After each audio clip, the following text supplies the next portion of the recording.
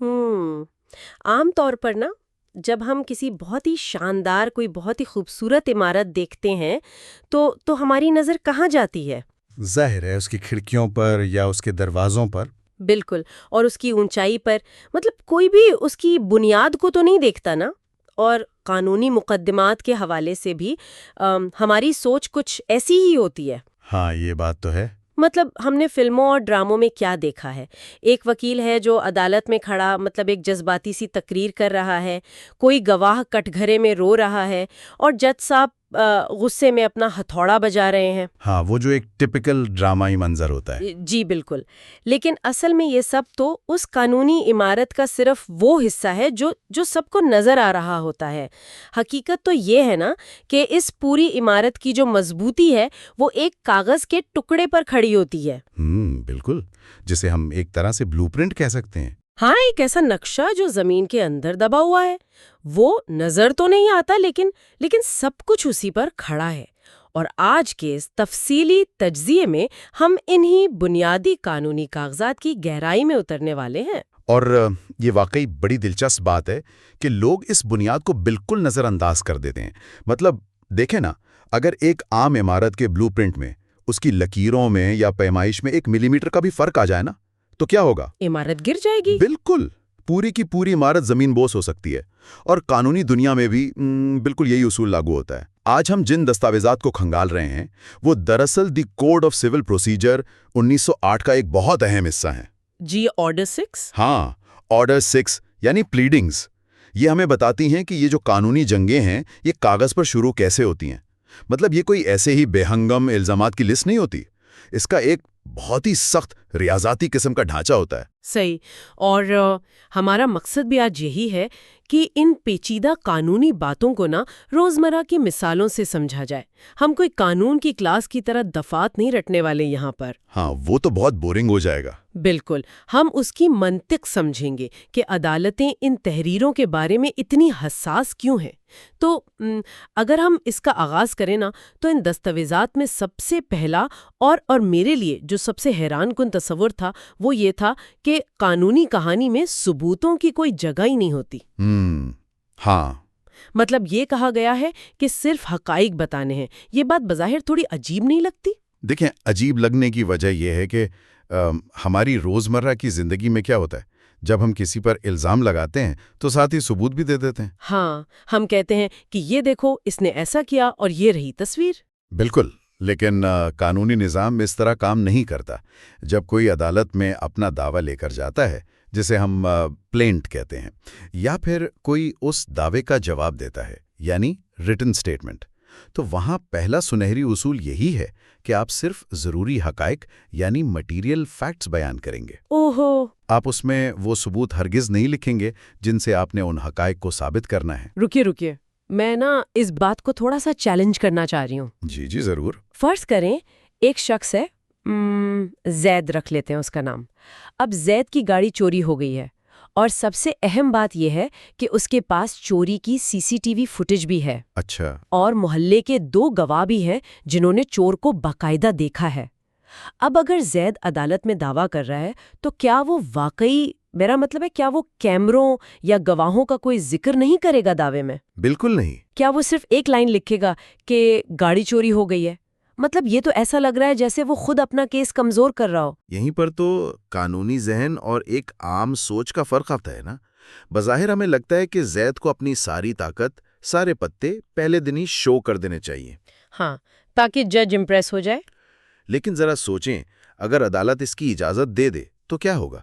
اگر زید پہلے دن ہی ویڈیو کی فریم بائی فریم تفصیل بتانے لگ جائے، گواہوں کے کپڑوں کے رنگ بتانے لگ جائے، ہاں، اور ان کا پورا شجرہ نسب دعوے میں لکھ دے، تو وہ دعویٰ 10 صفوں کا تھوڑی رہے گا، وہ تو 100 صفحات کا ہو جائے گا۔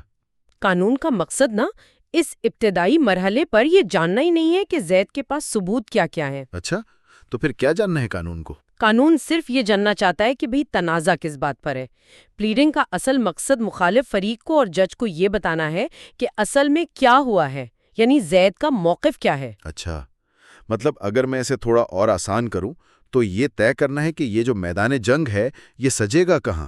واہ، بالکل درست، کیونکہ دیکھیں نا، ہو سکتا ہے جب دوسرا فریق جواب جمع کرائے تو وہ سرے سے یہ مانے ہی نہ کہ گاڑی چوری ہوئی ہے۔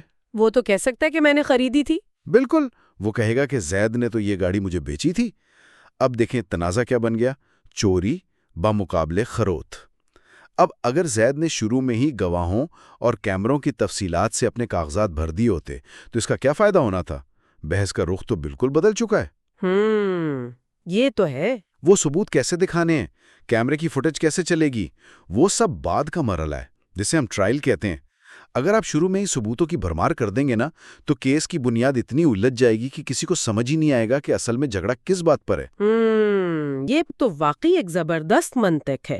یعنی عدالت چاہتی ہے کہ پہلے کہانی کا بس ایک واضح خاکہ آ جائے سامنے، تاکہ پتہ تو چلے کہ فریقین کس بات پر متفق ہے اور کہاں ان کا اختلاف ہے۔ بالکل ایسا ہی ہے۔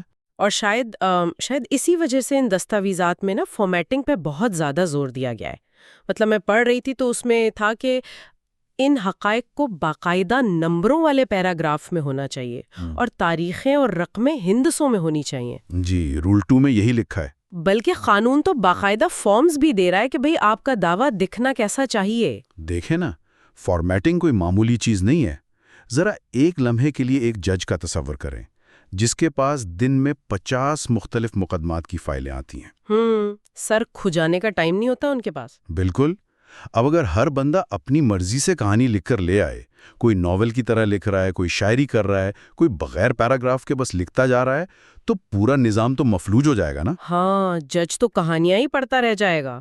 اسی لیے یہ لازمی کیا گیا ہے کہ ہر الزام، ہر ایک حقیقت الگ پیراگراف میں ہو، تاکہ جب مخالف فریق جواب دے نا تو وہ بڑا واضح کہہ سکے کہ جی مجھے پیراگراف نمبر 3 تو تسلیم ہے، لیکن پیراگراف نمبر 4 سے مجھے انکاری ہے۔ واہ، اس سے تو واقعی معاملات بڑی تیزی سے سلجھ جائیں گے۔ بالکل، یہی تو مقصد ہے۔ اچھا، تو جب یہ بات طے ہو گئی کہ کہانی میں ثبوت نہیں ڈالنے اور پیراگراف بنانے ہیں، تو میرے ذہن میں ایک بہت بڑا عملی مسئلہ آ رہا ہے۔ وہ کیا؟ وہ یہ کہ ان حقائق میں نا تفصیل کتنی ہونی چاہیے، کیونکہ دیکھیں کچھ باتوں میں تو ایک لائن کافی ہے، لیکن کچھ معاملات اتنے الجھے ہوئے ہوتے ہیں کہ تفصیل کے بغیر سمجھ ہی نہیں آتے۔ تو یہ جو مختصر ہونے اور تفصیلی ہونے کے بیچ کا توازن ہے، یہ کیسے بنتا ہے؟ یہ واقعی ایک ایسا فن ہے جس میں نا بڑے بڑے ماہر وکیل بھی پھنس جاتے ہیں۔ اچھا؟ ہاں، دیکھیں اصول یہ ہے کہ آپ کو اتنی تفصیل ضرور دینی ہے کہ دوسری پارٹی کو پتہ چل جائے کہ اسے دفاع کس چیز کا کرنا ہے۔ خاص طور پر رول 4 اور 5 کے تحت جب معاملہ فراڈ کا ہو یا کسی غلط بیانی کا ہو یا پھر امانت میں خیانت کا، تو وہاں قانون بہت سخت ہو جاتا ہے۔ مطلب وہاں صرف یہ کہہ دینا کافی نہیں ہے کہ اس بندے نے میرے ساتھ فراڈ کیا ہے۔ لیکن کیوں؟ میرا مطلب ہے فراڈ بھی تو ایک فیکٹ ہی ہے نا، جیسے چوری ایک حقیقت ہے ویسے ہی فراڈ بھی ایک حقیقت ہے۔ ہاں، نہیں، یہاں تھوڑا سا فرق ہے۔ فراڈ نہ بذات خود ایک قانونی نتیجہ ہے۔ جب کوئی کہتا ہے کہ میرے ساتھ فراڈ ہوا تو قانون پوچھتا ہے کہ بھئی کیسا فراڈ؟ اچھا۔ ہاں، کیا اس نے آپ کو کوئی جعلی کاغذات دکھائے تھے؟ کیا اس نے غلط معلومات دیں؟ کس تاریخ کو دیں؟ مطلب اس نے کون سی ایسی بات کی جو جھوٹ تھی؟ ان معاملات میں قانون کہتا ہے کہ آپ کو مکمل تفصیل دینی ہوگی، تاریخوں کے ساتھ، پیسوں کی تفصیل کے ساتھ۔ صحیح۔ کیونکہ فراڈ ایک بہت ہی سنگین الزام ہے، یہ کسی کی پوری ساخت تباہ کر سکتا ہے۔ تو جب تک آپ فراڈ کے عناصر نہیں بتائیں گے، دوسرا بندہ اپنا دفاع کیسے کرے گا؟ اور اگر آپ کی تفصیل کمزور ہوئی نا تو عدالت آپ کو حکم دے سکتی ہے کہ جائیں اور ایک نیا بہتر دعویٰ مفصل حقائق کے ساتھ لے کر آئیں۔ واہ، میں نا اس تصور کو ایک مووی پچ کی مثال سے سمجھنا چاہ رہی ہوں۔ Movie pitch? اچھا، بتائیں۔ جی، مطلب یہ بالکل ویسا ہے جیسے کوئی رائٹر کسی ڈائریکٹر کو نا اپنی فلم کی کہانی سنا رہا ہو۔ اب رائٹر پوری اسکرپٹ کے ڈائلاگز تو نہیں پڑھتا نا، وہ صرف پلاٹ بتاتا ہے۔ بالکل۔ لیکن اگر اس فلم کا مین حصہ ہی کوئی بہت بڑا ڈکیتی کا منصوبہ ہے یا کوئی بہت بڑا فراڈ ہے، تو وہاں وہ رائٹر یہ تھوڑی کہہ سکتا ہے کہ بس جی پھر وہ بینک لوٹ لیتے ہیں۔ ہاں، ڈائریکٹر کہے گا بھائی کیسے لوٹ لیتے ہیں؟ بالکل، اسے بتانا پڑے گا کہ وہ کیمرے کیسے ہیک کرتے ہیں، وہ والٹ کیسے توڑتے ہیں، ورنہ تو ڈائریکٹر کو کہانی کی گہرائی ہی سمجھ نہیں آئے گی۔ کیا بات ہے، یہ بہت ہی عمدہ تشبیہ دی ہے آپ نے۔ اور اگر میں اسی مووی پچ والی مثال کو تھوڑا اور آگے لے کر جاؤں نا، جی تو دیکھیں کچھ سین ایسے بھی ہوتے ہیں جہاں رائٹر کو انتہائی مختصر ہونا پڑتا ہے، اور قانونی اصولوں میں بھی یہی ہوتا ہے۔ رول 9, 10, 11 یہ سب اسی بارے میں ہے۔ وہ کیسے؟ مثلاً اگر دعوے میں کسی دستاویز کا، کسی ڈاکیومنٹ کا ذکر آ گیا ہے تو قانون کہتا ہے کہ بس اس کا قانونی اثر لکھ دو، وہ پورے کا پورا ڈاکیومنٹ کاپی پیسٹ کرنے کی کوئی ضرورت نہیں ہے۔ اچھا، یعنی اگر میرا کسی کمپنی کے ساتھ کوئی 10 صفحوں کا کانٹریکٹ ہوا ہے اور اس کی خلاف ورزی پر کیس ہے تو مجھے وہ پورے 10 صفحے دعوے میں نہیں چھاپنے؟ بالکل نہیں۔ میں صرف یہ لکھوں گی کہ فلاں تاریخ کو میرے اور کمپنی کے بیچ سامان دینے کا معاہدہ ہوا اور شک نمبر 4 کی خلاف ورزی کی گئی، بس اتنا کافی ہے؟ بالکل کافی ہے۔ جج کو ابھی وہ 10 صفحے پڑھنے میں کوئی انٹرسٹ نہیں ہے۔ اور اسی طرح نہ قانون کچھ اور جگہوں پر بھی اختصار کا تقاضا کرتا ہے۔ مثال کے طور پر اگر آپ کہہ رہے ہیں کہ مخالف فریق نے بدنیتی کی یا اسے کسی بات کا پہلے سے علم تھا، تو آپ کو وہ ساری کہانیاں نہیں لکھنی کہ اس نے کیسے اور کیوں بدنیتی کی۔ آپ بس ایک فیکٹ کے طور پہ لکھیں گے کہ اسے خطرے کا علم تھا۔ اب وہ علم کیسے ثابت ہوگا وہ پھر ٹرائل کا کام ہے۔ اچھا، اور اگر میں سوچ رہی تھی کہ اگر کوئی ایسا معاہدہ ہو جو کسی ایک کاغذ پر نہ ہو، مطلب جیسے آج کل ہوتا ہے نا، کئی مہینوں کی ای میلز ہیں، واٹس ایپ کے میسیجز ہیں، کچھ زبانی باتیں ہیں جسے ہم امپلائڈ کانٹریکٹ کہتے ہیں، تو کیا وہ سینکڑوں واٹس ایپ میسیج دعوے میں ڈالنے پڑیں گے؟ نہیں، رول 12 یہی تو کہتا ہے کہ قانون وہاں بھی سہولت دیتا ہے۔ آپ بس یہ لکھ دیں کہ بھئی فریقین کی خط و کتابت اور رویے سے یہ معاہدہ بن گیا تھا۔ وہ سارے میسیجز بعد میں ثبوت کے طور پر آئیں گے۔ اور ایک اور مزے کی بات بتاؤں؟ جی بتائیں۔ رول 13 کہتا ہے کہ آپ کو اپنی پلیڈنگ میں وہ چیزیں بھی نہیں لکھنی جو قانون پہلے ہی آپ کے حق میں مانتا ہے، یعنی پریزمپشنز آف لا۔ اچھا، اس کی کوئی عام فہم سی مثال ہے آپ کے پاس؟ ہاں نا، فرض کریں آپ کے پاس میرا دیا ہوا ایک چیک ہے جس پر میرے سائن ہیں۔ اب قانون عموماً یہ فرض کر لیتا ہے کہ یہ چیک کسی نہ کسی پیسوں کے لین دین کے عوض ہی دیا گیا ہوگا، تو آپ کو شروع میں کوئی لمبی چوڑی کہانی نہیں لکھنی کہ یہ لین دین کیوں اور کیسے ہوا۔ آپ بس بتائیں گی کہ چیک باؤنس ہو گیا ہے۔ یعنی جب تک آپ خود انکار نہ کریں آ کر مجھے ثبوت دینے کی ضرورت نہیں ہے؟ بالکل۔ اگر میں آ کر کہوں کہ کوئی لین دین ہوا ہی نہیں تھا تب آپ کو ثبوت لانے پڑیں گے۔ یہاں آ کر بات واقعی ایک نئے رخ پر مڑ جاتی ہے۔ مطلب ہم نے یہ تو طے کر لیا کہ کہانی لکھنی کیسے ہے، کہاں شارٹ کرنا ہے، کہاں ڈیٹیل دینی ہے۔ جی، لیکن انسانی فطرت تو یہ ہے نا کہ انسان وقت کے ساتھ نئے حقائق دیکھ کر اپنا بیان ہی بدل لیتا ہے۔ بالکل بدلتا ہے۔ تو قانون اس بات کو کیسے روکتا ہے کہ بھئی لوگ اپنی کہانی پر قائم رہیں، اسے بار بار نہ بدلیں؟ کیونکہ اگر مجھے لگ رہا ہے کہ میں کیس ہار رہی ہوں تو میں تو فوراً کوئی نئی کہانی گھڑ لوں گی۔ اور بس یہیں پر قانون اپنے سخت ترین اصول یا یوں کہہ لیں رولز آف انگیجمنٹ لے کر آتا ہے۔ رول 7 ہے جسے ڈپارچر کہتے ہیں۔ ڈپارچر؟ جی، اس کے تحت کوئی بھی پارٹی نہ اپنی پچھلی تحریروں کے خلاف کوئی نیا دعویٰ یا ایسی بات نہیں کر سکتی جو پہلی بات سے بالکل متضاد ہو۔ ذرا رکیے، میں اس پر اختلاف کروں گی۔ اچھا، کیا اس کا مطلب یہ ہے کہ قانونی جنگ میں پلاٹ ٹویسٹ کی کوئی جگہ ہی نہیں ہے؟ فرض کریں میں نے اپنا دفاع شروع کیا، بعد میں مجھے کوئی ایسا نیا ثبوت مل گیا جس سے پوری کہانی ہی بدل سکتی ہے، تو کیا قانون مجھے وہ نیا زاویہ لانے کی اجازت نہیں دے گا؟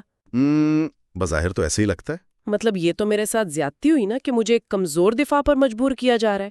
دیکھیں، آپ کا سوال بڑا ویلڈ ہے، سن کر لگتا ہے کہ قانون کتنا ظالم ہے، لیکن اگر ہم اسے پوری عدالتی مشینری کے لحاظ سے دیکھیں نا تو یہ اصول دراصل فیئر ٹرائل کی جان ہے۔ وہ کیسے؟ ذرا سوچیں، ایک بندہ آج کہتا ہے میں نے تو اس سے پیسے ادھار لیے ہی نہیں، 6 مہینے بعد کہتا ہے پیسے تو لیے تھے پر واپس کر دیے، اچھا، اور پھر سال بعد کہتا ہے پیسے واپس تو نہیں کیے لیکن وہ تو گفٹ تھا، ادھار تھوڑی تھا۔ اب اگر لوگ روز ایسے کہانیاں بدلنے لگیں، روز نیا پلاٹ ٹویسٹ لے آئیں، تو دوسری پارٹی تو پاگل ہو جائے گی نا اپنا دفاع کرتے کرتے، وہ تو بس ان نئی کہانیوں کے پیچھے ہی بھاگتی رہے گی۔ اب میں سمجھی، یعنی قانون کو یہ جو سرپرائز اٹیکس ہیں یہ پسند نہیں ہے۔ وہ چاہتا ہے کہ جو محاذ کھل گیا ہے بس اسی پر جنگ ہو تاکہ برابری کا موقع ملے۔ بالکل صحیح سمجھیں آپ۔ اور اسی طرح کے کچھ اور رولز بھی ہیں، جیسے اگر کسی کام کے ہونے کے لیے کوئی شرط پوری ہونا ضروری تھی اور کسی کو لگتا ہے کہ شرط پوری نہیں ہوئی تو اسے واضح طور پر اعتراض کرنا پڑے گا۔ اگر وہ خاموش رہا تو قانون یہی مانے گا کہ شرط پوری ہو چکی تھی۔ آپ بعد میں اٹھ کر یہ نہیں کہہ سکتی کہ ارے وہ شرط تو رہی گئی تھی۔ اور میں نے نا ان دستاویزات میں معاہدوں کے انکار پر بھی ایک بڑی مزے کی چیز دیکھی ہے۔ یہ رول 8 کی بات کر رہی ہیں؟ جی، اگر کوئی کہتا ہے نا کہ میرا فلاں کمپنی کے ساتھ معاہدہ نہیں ہوا، تو قانون کہتا ہے کہ اس کا مطلب صرف یہ ہے کہ وہ بندہ اس واقعے سے مکر رہا ہے۔ اس کا یہ مطلب ہرگز نہیں ہے کہ وہ یہ کہہ رہا ہے کہ معاہدہ تو ہوا تھا لیکن وہ غیر قانونی تھا۔ بالکل، یہ دونوں بالکل الگ دفاع ہیں۔ مطلب یہ تو کتنی بڑی باریکی ہے۔ ہاں نا، ایک عام انسان کو یہ سمجھنا چاہیے۔ آپ یہ نہیں سوچ سکتے کہ آپ نے بس ایک عام سا انکار کر دیا تو جج صاحب خود ہی اس میں سے کوئی قانونی نقطہ نکال لیں گے۔ جو کہنا ہے بالکل واضح اور دو ٹوک کہنا پڑے گا۔ صحیح، لیکن اب ہم اس ساری بحث کے نا ایک بہت اہم موڑ پر آتے ہیں۔ جی فرمائیں۔ اگر قانون اتنا ہی سخت ہے کہ وہ کسی کو اپنی کہانی سے پیچھے نہیں ہٹنے دیتا، تو معاشرے میں جھوٹ بولنے والے بھی تو بہت ہیں نا۔ لوگ تو کاغذوں پر کچھ بھی من گھڑنت لکھ دیتے ہیں، تو قانون ان جھوٹوں کا حساب کیسے کرتا ہے؟ اور چلے اگر کوئی جھوٹ نہیں بول رہا، اس سے واقعی کوئی ایماندارانہ غلطی ہو گئی ہے، تو اس غلطی کو سدھارنے کا کیا نظام ہے؟ دیکھیں، احتساب اور اصلاح دونوں کے لیے قانونی نظام میں بہت واضح طریقہ کار ہے۔ رول 14 اور 15 اسی بارے میں ہے۔ سب سے پہلے تو یہ لازمی ہے کہ ہر دعوے پر پارٹی اور اس کے وکیل کے سائن ہو۔ لیکن صرف سائن کافی نہیں ہوتے۔ ایک بہت اہم اصول ہے کہ ہر پلیڈنگ کی تصدیق حلف پر کرنی ہوتی ہے، جسے ہم ویریفیکیشن آن اوتھ کہتے ہیں۔ اچھا، یہ حلف لینا کیوں اتنا ضروری ہے؟ مطلب دستخط بھی تو تصدیقی ہوتے ہیں نا؟ سائن تو بس یہ بتاتے ہیں کہ یہ کاغذ میرا ہے، لیکن حلف نہ اس پورے عمل کی نفسیاتی اور قانونی اہمیت کو بہت بڑھا دیتا ہے۔ جب آپ کو عدالت میں ایک باقاعدہ حلف نامہ دینا پڑے اور یہ بتانا پڑے کہ بھائی دعوے کے کون سے پیراگراف میرے اپنے علم کے مطابق سچ ہیں اور کون سے میں نے دوسروں کی معلومات پر سچ مانے، تو پھر معاملہ سیریس ہو جاتا ہے۔ انتہائی سیریس۔ یہ اب بس ایک کہانی نہیں رہتی۔ اگر ثابت ہو جائے کہ آپ نے حلف پر جھوٹ بولا ہے تو پرجری یعنی جھوٹی گواہی کی سخت مجرمانہ سزا ہو سکتی ہے۔ یہ خوف نہ بہت سے لوگوں کو فضول الزامات لگانے سے روک دیتا ہے۔ بالکل، اور اگر پھر بھی کوئی بندہ ڈھیٹ ہو، وہ حلف کے باوجود دعوے میں ایسی باتیں لکھ دے جو بالکل ہی فضول ہے یا جس کا مقصد صرف دوسرے کو ذلیل کرنا ہے، تو کیا کوئی ایسا طریقہ ہے جسے ہم ایک سخت ایڈیٹر کہہ سکیں؟ ہاں بالکل ہے، اور آپ کی یہ ایڈیٹر والی مثال نہ یہاں 100% فٹ بیٹھتی ہے۔ رول 16 میں عدالت کے پاس اسٹرائکنگ آؤٹ کا اختیار ہے۔ Striking out? اچھا۔ جی، عدالت کسی بھی ایسی بات کو پورے کے پورے پیراگراف کو کاغذ سے کاٹ سکتی ہے، یعنی اسٹرائک آؤٹ کر سکتی ہے، جو غیر ضروری ہو، جس میں کوئی سکینڈلس یا شرمناک بات ہو، یا جو صرف ٹرائل کو لٹکانے کے لیے ڈالی گئی ہو۔ عدالت بالکل ایک سخت ایڈیٹر کی طرح اس اسکرپٹ میں سے سارا فالتو ڈرامہ نکال کر پھینک دیتی ہے۔ واہ، یہ تو بہت زبردست ہے۔ تو چلیں، یہ تو ہو گیا احتساب۔ اب آتے ہیں اس ایماندار بندے کی طرف جس سے دعویٰ لکھتے وقت واقعی کوئی بڑی غلطی ہو گئی ہے یا کوئی بات یاد نہیں رہی۔ کیا اس کے لیے کوئی ایڈٹ بٹن ہے قانون میں؟ ہاں جی، قانون میں انسان کی غلطیوں کی گنجائش بالکل ہے۔ رول 17 کے تحت عدالت کسی بھی مرحلے پر یا حتیٰ کہ مقدمے کے دوران بھی پلیڈنگز میں ترمیم یا امینڈمنٹ کی اجازت دے سکتی ہے۔ اچھا۔ لیکن یہ اجازت صرف تب ملتی ہے جب عدالت کو یقین ہو کہ بھئی کیس کے اصل تنازع کو حل کرنے کے لیے یہ ترمیم ناگزیر ہے۔ آپ محض ٹائم پاس کرنے کے لیے ترمیم نہیں لا سکتے۔ لیکن میں نے ان دستاویزات میں رول 18 میں پڑھا ہے کہ اس ایڈٹ بٹن کے ساتھ نا ایک بڑا خطرناک فیچر جڑا ہوا ہے۔ اچھا، وہ کون سا؟ مطلب یہ کوئی ایسا بٹن نہیں ہے کہ آپ دبائیں اور آرام سے بیٹھ جائیں۔ قانون اس ایڈٹ بٹن پر نا ایک سیلف ڈسٹرکٹ ٹائمر لگا دیتا ہے۔ خود کار تباہی کا ٹائمر؟ ہاں۔ آپ وہ 14 دن والی شرط کی بات کر رہی ہیں؟ جی بالکل۔ اصول یہ ہے کہ اگر آپ نے عدالت کے سامنے رو دھو کر بڑی مشکل سے ترمیم کی اجازت لے بھی لی ہے اور عدالت نے کوئی ٹائم نہیں دیا، تو آپ کو ٹھیک 14 دن کے اندر اندر وہ ترمیم جمع کروانی ہوگی۔ اگر 15واں دن چڑھ گیا نا تو آپ کا وہ حق ہمیشہ کے لیے ختم۔ یہ 14 دن کی ڈیڈ لائن تو بڑی سخت معلوم ہوتی ہے۔ اور اس کا سخت ہونا بہت ضروری بھی ہے بھائی۔ ہم سب شکایت کرتے ہیں نا کہ عدالتوں میں نسلوں تک کیس چلتے ہیں۔ ہاں، یہ تو ہمارا قومی المیہ ہے۔ تو یہ جو وقت کی پابندی ہے نا، یہ اسی لیے ہے تاکہ کیسز کو لٹکانے کا یہ کلچر ختم ہو۔ قانون آپ کو اپنی ایماندارانہ غلطی سدھارنے کا موقع تو دے رہا ہے، لیکن وہ یہ بھی چاہتا ہے کہ یہ کام پوری مستعدی سے ہو۔ اگر یہ 14 دن کی ڈیڈ لائن نہ ہو تو لوگ تو ترمیم کا بہانہ بنا کر سالوں تک کیس کو آگے ہی نہیں بڑھنے دیں گے۔ بالکل، یہ بات تو آپ کی ٹھیک ہے۔ اگر اب ہم اس پوری تفصیلی گفتگو کو سمیٹیں نا، تو ہمیں یہ سمجھ آتا ہے کہ ایک قانونی کیس کی ابتدا محض کوئی کہانی سنانا نہیں ہے۔ بالکل نہیں ہے۔ یہ ایک انتہائی منظم، میتھمیٹیکل اور سخت قواعد پر مبنی عمل ہے۔ ہم نے دیکھا کہ حقائق کو ثبوتوں سے الگ کیسے رکھا جاتا ہے تاکہ میدان جنگ کا تعین ہو۔ جی۔ پھر ہم نے جانا کہ فراڈ کے الزامات میں کیسے ہر تفصیل بتانی پڑتی ہے جبکہ ڈاکیومنٹس میں اختصار سے کام لینا پڑتا ہے، اور پھر حلف کی اہمیت اور وہ ایڈٹ بٹن جس پر 14 دن کا ٹائمر لگا ہوتا ہے۔ اور دیکھیں، ان سب چیزوں کا حتمی مقصد ایک ہی ہے نا، عدالت کا وقت بچانا، مخالف فریق کو دفاع کا پورا موقع دینا، اور یہ یقینی بنانا کہ انصاف اندھیرے میں تیر چلانے کے بجائے ایک واضح اور شفاف راستے پر آگے بڑھے۔ یہ تمام باتیں اپنی جگہ بالکل منطقی ہیں اور درست ہیں، اور ان کے بغیر کوئی سسٹم چل بھی نہیں سکتا۔ لیکن نا، ان دستاویزات کو پڑھنے کے بعد میرے ذہن میں ایک بڑا عجیب سا سوال آ رہا ہے۔ اچھا، وہ کیا سوال ہے؟ یہ ایک ایسا پہلو ہے جو ہم سب کو سوچنے پر مجبور کرتا ہے۔ دیکھیں، ہم نے دیکھا کہ انصاف پانے کا پورا انحصار ان ڈرافٹنگ کے سخت اصولوں پر ہے، فارمیٹنگ پر ہے، وقت کی پابندیوں پر ہے۔ جیسے اگر آپ نے ثبوت پہلے لکھ دیے یا وہ 14 دن کا ٹائمر مس کر دیا تو آپ گئے۔ تو سوال یہ پیدا ہوتا ہے کہ کیا ہمارا یہ قانونی نظام اصل سچائی کو زیادہ اہمیت دیتا ہے یا سچ بولنے کے ان سخت اصولوں کو؟ یہ تو بہت گہری بات کر دی آپ نے۔ فرض کریں ایک شخص بالکل سچا ہے، اس کے ساتھ واقعی ناانصافی ہوئی ہے اور وہ برباد ہو گیا ہے، لیکن چونکہ اس کا وکیل اس نظام کی ٹیکنیکل باریکیوں کو نہیں سمجھ پایا، اس کی پلیڈنگ رول 2 یا رول 18 کے مطابق نہیں تھی، تو کیا وہ بندہ محض ایک ٹیکنیکلٹی کی وجہ سے انصاف سے محروم رہ جائے گا؟ یہ واقعی ایک بہت بڑا المیہ ہے۔ کیا وہ کاغذ کا بلو پرنٹ اس عمارت میں رہنے والے جیتے جاگتے انسانوں کے سچ سے زیادہ اہم ہو جاتا ہے؟